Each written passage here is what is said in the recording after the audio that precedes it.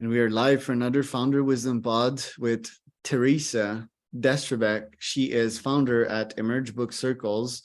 This podcast was brought to you by podbuyer.com. If you want to start, scale, or be invited to a podcast like this one, podcasts are amazing. Podbuyer.com, your podcasting agency. Theresa, welcome to the pod. Can you tell us a bit more Thank about you, Charles. yourself and tell us about Emerge Book Circles, EBC? EBC, yes. So I'm an American living in France, as we were just talking about. And I am married to a Frenchman, two kids. What else? I love to do yoga and meditate and read lots of books and cook and be outside hiking. And I have a dog. That's me personally. And then professionally, I started Emerge Book Circles in 2019 after coaching for about 6 years. And it's all about creating space for organizations and leaders to slow down and read deeper, not faster, and really to take their learning from just consuming to actually creating via connecting with themselves and connecting with their colleagues. Book circles, I like them. How can you monetize those? How can you convince business leaders to show up on a call every month and tell them, did you read the book? How do you do that? Well, we don't show up once a month. So we meet every 2 weeks and we read a book for several months. So we'll meet 6 times for one book, sometimes 8 times, sometimes 10 times, depending on the book. Because again, the goal is to read deeper. And if they've read or not, I don't really care. It doesn't matter to me if they've read. So I will still lead the book circle. So the way that I host it is that it's not a discussion. It's an experiential learning moment. And so whether they've read it or not, I'm not going to say, what did he say on page 73? Or what did she say on page 102? Or what's his quote? I don't do that. It's really about taking the ideas and expanding on them and reflecting on them and deepening their experience with the ideas so that they will actually do something with it. If it all stays in the head, nothing happens, right? It's like, Right. oh, that was a cool discussion, but then nothing changes. So then there's no point in me being there. So is your point like that it needs to go down in the heart? It needs to go down in the heart and also in the hands. What do you mean by So hands? they need to use it. So we can have a conversation about the importance of having a debate. But if we're not actually practicing the debate skills that are talked about in the book, or practicing the difficult conflict, or practicing whatever skill we're read about, nothing happens from it. So they need to use it. It doesn't actually have to be with the hands, right? But they need to be using it in some way. Love it. Okay, let's do a demo. I read Outlive. Okay, you did too. Yeah, I know it. Yep. Yeah. So let's do it. I'll let you lead. You're letting me lead. Okay. So it might start with, so I always start a book circle with a check-in and a check-out. So like those are the bookends of any conversation we meet. So I might start with a check-in around, let's say it's the first time we've met, and I might say, what, would go around the circle. Obviously, we're not in a circle, but why doesn't everybody say their name and where they're from and what drew them to wanting to read the book Outlive? All right. So Charles Cormier, I'm obsessed with longevity. It's one of my moonshots. Right now, I'm building a startup ecosystem to generate massive cash so that I can invest in that moonshot. I don't think I'm going to die from natural causes. And Peter Attia is one of my favorite podcasters. Okay, there you go. So my name's Theresa. I'm in France. And the reason why I picked up Outlive was because it was recommended by my sister, and also because I am pre-diabetic. And you would not think that, given if you saw me on the street, you would be like, okay, she's tall, she's thin, she's fit. Like, why would she be pre-diabetic? And Genes, so right? I read it. Genes, my dad is pre-diabetic. My grandfather was diabetic. So I read it because I really wanted to look at I don't really care about living longer as long as I'm not living fully, right? And so I wanted to look at what were his ideas on what I could do to shift my relationship with food and exercise or whatever. I wasn't looking for a hack necessarily, but just more global. How can I ensure that I can work through my prediabetes and actually have a full life, not just a longer life? That's deep. Yeah. I love it. Theresa, Yeah. have you tried eating one meal a day? I have not. I eat 2 meals a day. Okay. And do you diet? No. Well, what do you consider a diet? Restriction.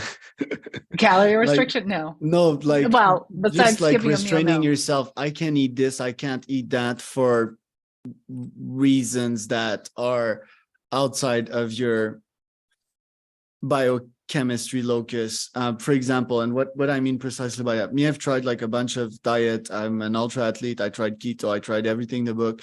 And what works for me and top folks, and you're somewhat of an athlete if you want with yoga and all of that, um, is eating whatever you want, but something that doesn't like kill your body, obviously. So if you feel like crap after eating an avocado, like I do, I don't digest fat really well.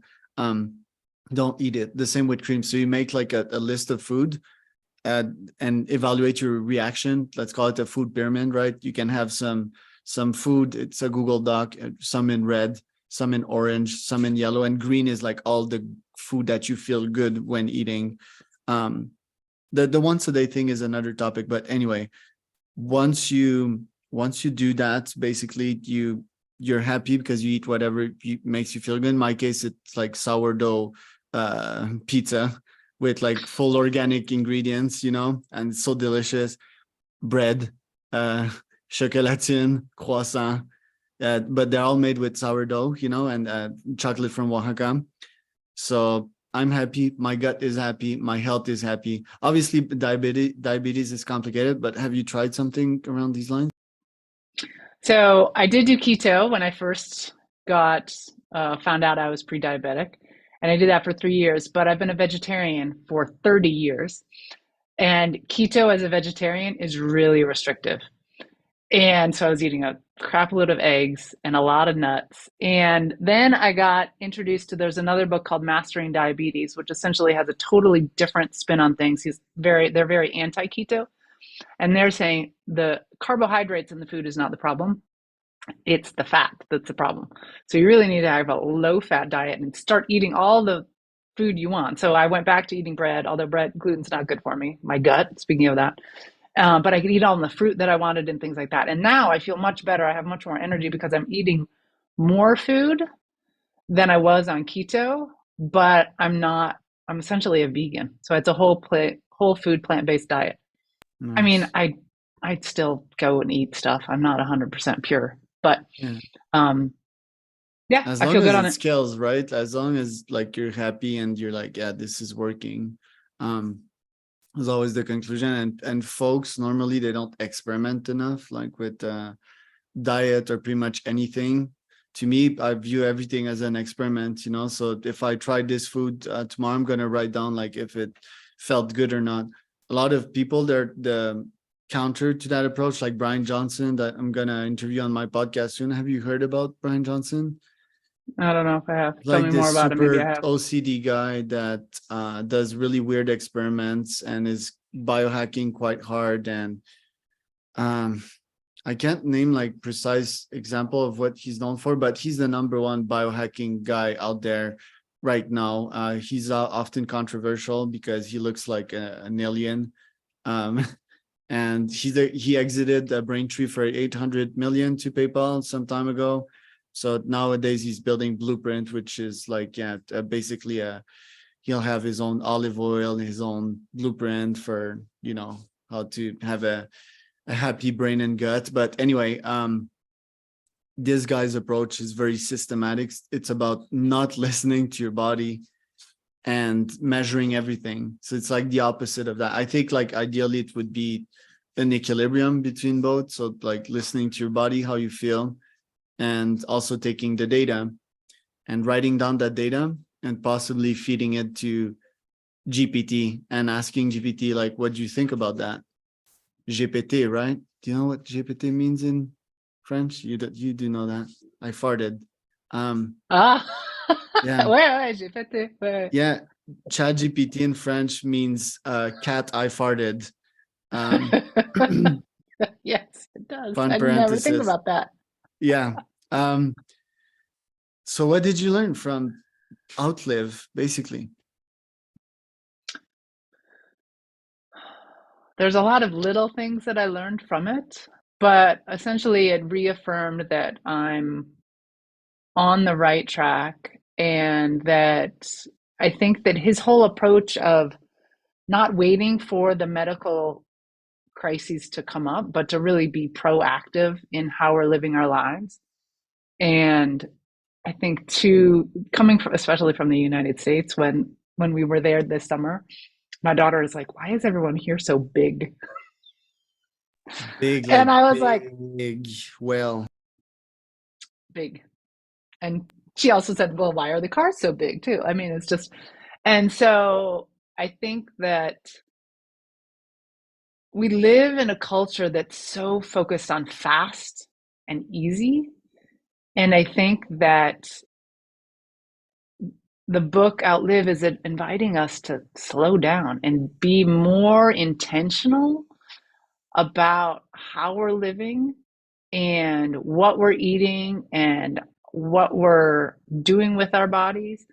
And I almost think that I'm also reading a book right now called The Comfort Crisis. And I think, in a way, both of the books kind of align with one another in that we've become so attuned to what's the easiest and what's the most comfortable thing to do. And that, in a way, both of them are inviting us to embrace discomfort in different ways because it's better for us health wise. love it. Needed this book because I'm quite advanced in my biohacking journey. My first business was nootropics. I've been obsessed on the topic since like the past 7 years, quite extensively. I've tried the Brian Johnson OCD approach also, by the way. But I really loved Peter's story. That was the marking point for me because he started in the ER basically as a doctor, saw a bunch of crap, and decided to pivot on that. This year I had Arne Rubin on the podcast, a former doctor, and it's the same with him. Saw a bunch of crap in the ER, just that he lasted 20 years. Peter lasted like 3 or something like that. Peter's an interesting guy, and more on that later. And decided nowadays to just like help boys transit into man, um, through rites of passage, which is something that's been lost on our society. Mm-hmm. And Peter, like a wild man wild, he was the kind of guy to wake up sleeping on on the pavement next to homeless people after going out of his shift at the ER in his Porsche. So that's the kind of guy he was, and wake up and be like, where am I? Because he was so like tired. And anyway, he has like deep anger issues as well that he's been dealing with. He's been very vulnerable with that. So I think that was my favorite part, when humans Mm-hmm. really, the veil, society, I think that's one of even a bigger problem than comfort, which is somewhat related with comfort, but everyone has a veil, especially in the corporate world. It's not normal for someone to tell you about their reality, and a bunch of humans use that just to get an advantage, like always portray your best self so that my competition can think that I'm always happy and better, and it's kind of win-lose mentality. It's also that it takes a lot of courage to share that, like Peter, that he had anger issues and he went on retreats for 10, 20 days at a time. And that still after his retreat, he had relapse, quote unquote, and his OCD-ness and so forth. And the fact that he always had to prove something to his dad. So I think Outlive is definitely one of the best books that I've read. I think when was it launched? Like this year, right? I'm not sure when it was launched.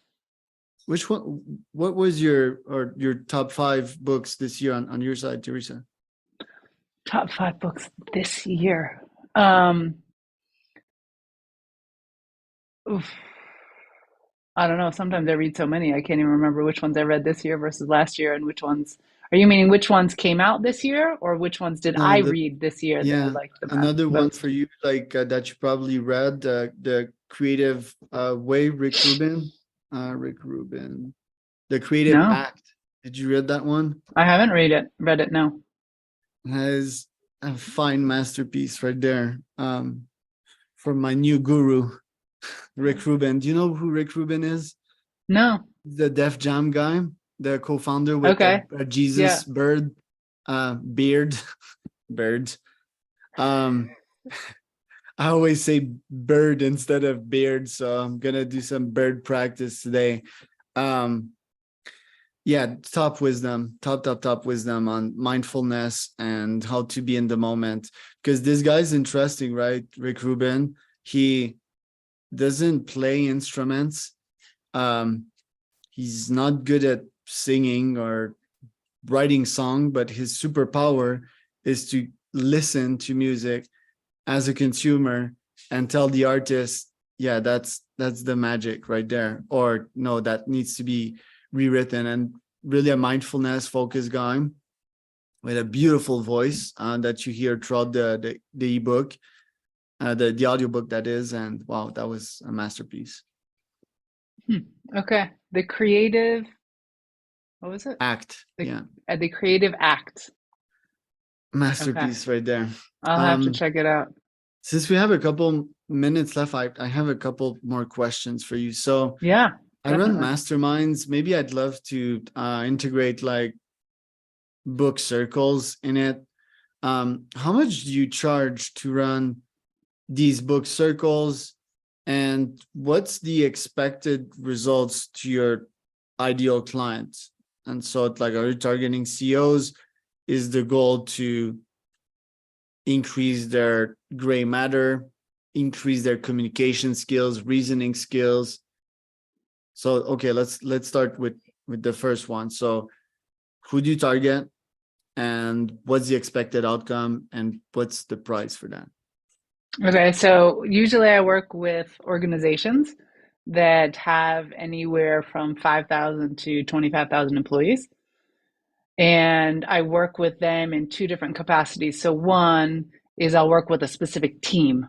So, I'll work with the marketing team for Germany, or I'll work with the senior leadership team, or I'll work with, whatever, the business development team. And that's the first way that I work with people. Or I work with a broad range of people. So I'm just kind of part of the catalog. Like Theresa's here, we're going to do this book. Who within the organization wants to join? And then it becomes more of a global invitation. And so you have people from cross teams, cross department, cross levels all joining. So you'll have somebody in India and somebody in Canada and somebody in Europe, and one's an individual contributor and one's a manager and one's a senior leader. And they're all like in different departments within the organization. So those are the two ways that I work within organizations. In terms of what is the ROI on it? One is it's very dependent on what the book is, because the book that's selected is part of, they're focusing on some sort of challenge. But the book, in a more global level, it becomes a way of breaking down silos. It becomes a way of creating connection, deeper connection and trust within the people who are there. It's developing skill levels beyond, like, based on whatever the book is trying to teach you, because it's all nonfiction books. We're not reading romance novels or anything like that. For some people, it's English skills. It's about creating a sense of psychological safety. It's inviting them to slow down and step back and being more intentional about how they're working. So to get out of the day to day and to step back and say, ooh, actually, is this the best way for me to be doing this? Is this the best way for me to be operating? And then obviously communication skills, leadership skills, interpersonal relationship skills, like kind of all those human or soft skills are enhanced through the work.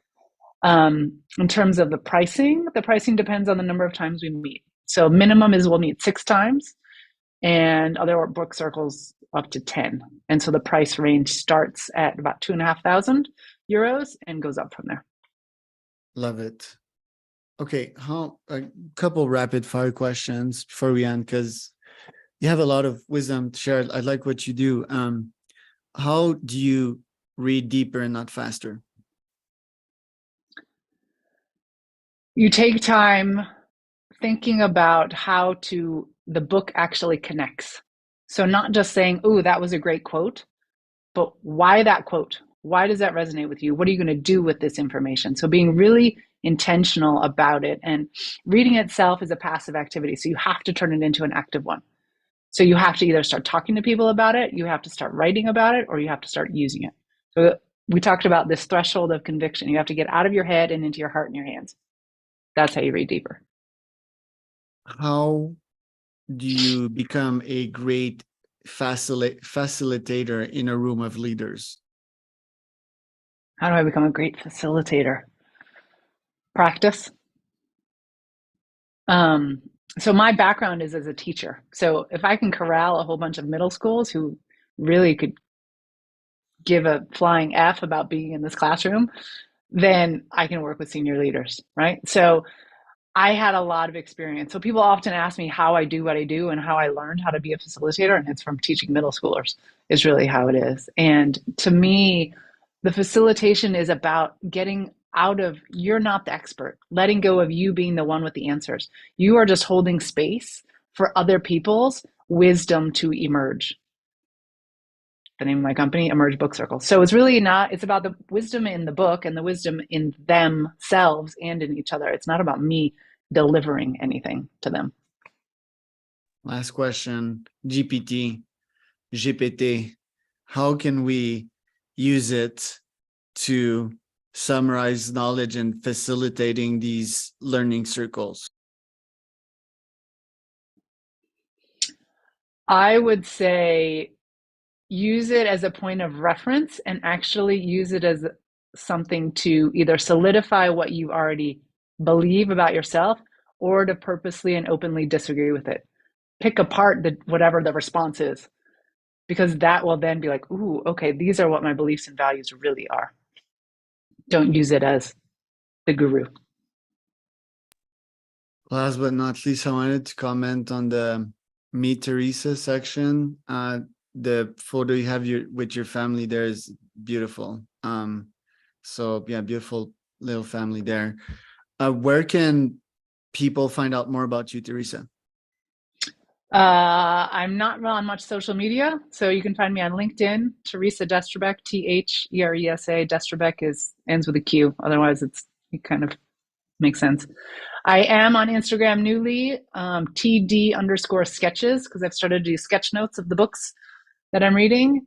And you can find my website is emergebookcircles.com. And I am Charles Cormier, host, founder of wisdompodcast.com. If you want to start, scale, or be invited to podcast, podbuyer.com.